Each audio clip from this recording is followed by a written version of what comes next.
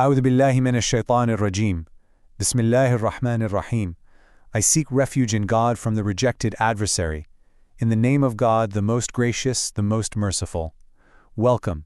Today, we're going to journey together into a powerful passage from Sūrah al-Kahf, the chapter of the cave. It's a passage that really dives deep into one of the most subtle spiritual tests any of us can face, the test of success. You know, it's pretty easy for us to spot a trial when it shows up as a hardship, right? But the Quran asks us to look closer at a much quieter and maybe even more corrosive danger. What happens when our prayers are actually answered, when we're blessed with abundance? This explainer is all about how that very success can become a kind of veil over the heart, and how the Quran, in its mercy, gives us a way to find our way back to what's real. So in this part of Surah al-Kahf, we make this really interesting shift. We go from the story of the youths who were fleeing persecution, a trial of hardship, to a parable about a man who is practically drowning in blessings. It's a profound pivot that forces us to look at the spiritual danger of wealth, especially when it starts to create this feeling of self-sufficiency, making us forget the giver of the gift.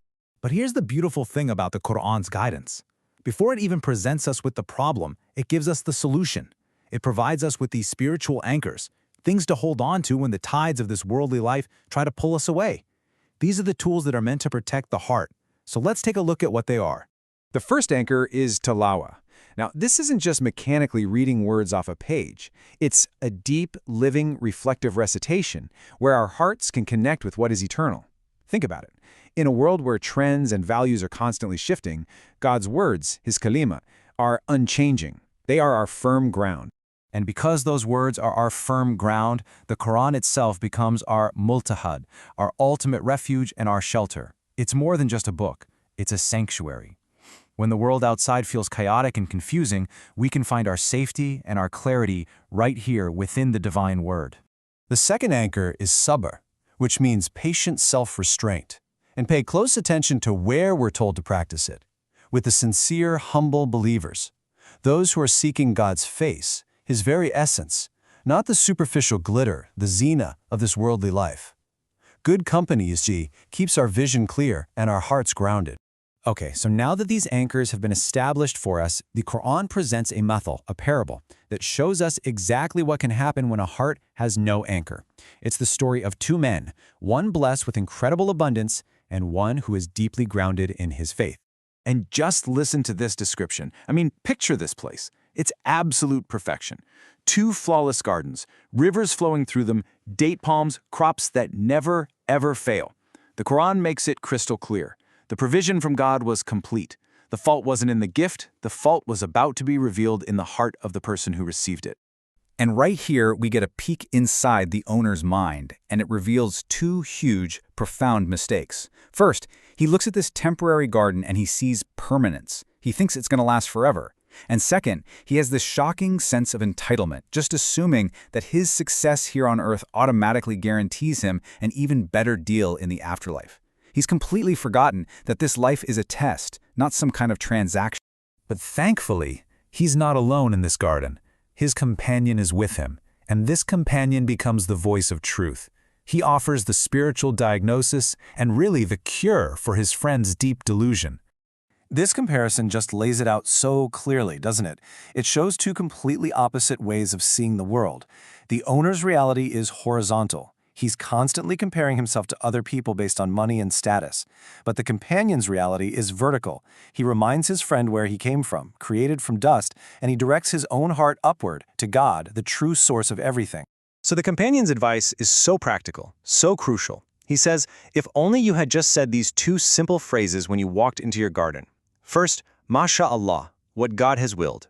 This anchors the heart in gratitude. And second, La quwwata illa billah. There is no power except with God. This anchors the heart in humility. These are like verbal shields that protect us from that dangerous illusion of, I did this all by myself. Now, that advice from the companion, it wasn't just good counsel. It was a serious warning. And as the story reaches its climax, that warning becomes a devastating reality. The illusion of permanence is about to be completely shattered. The companion specifically warns of a husban, a precise, calculated, sudden calamity sent from the heavens. Something totally unforeseen, something that would completely transform this landscape of abundance into nothing but barren, slippery ground. And then, with this stark, chilling finality. It happens. Just one line. The illusion of control, the illusion of permanence, is wiped away in a single instant. Everything he had built his pride and identity on is gone. So what's his reaction? The Quran gives this vivid image of him, يُقَلِّبُ كَفَّيْهِ, wringing his hands in absolute regret. And listen closely to what he cries out. He doesn't say, "Oh, if only I hadn't been so arrogant." He says, "If only I had not associated anything with my Lord." Wow. In that moment of total loss, he finally gets it. His garden had become an idol in his heart. It had become a partner he associated with God. So what do we take away from all this rubble? The destruction of the garden isn't just a punishment. It's a clarification. It's a painful but necessary unveiling of a much deeper truth. And that truth is wilayah, true guardianship. You know, it's when all of our false supports get knocked away, when our own strength and planning prove to be absolutely nothing, that's when the soul finally recognizes who was holding everything together all along. True power, true protection, true authority, it belongs only to God.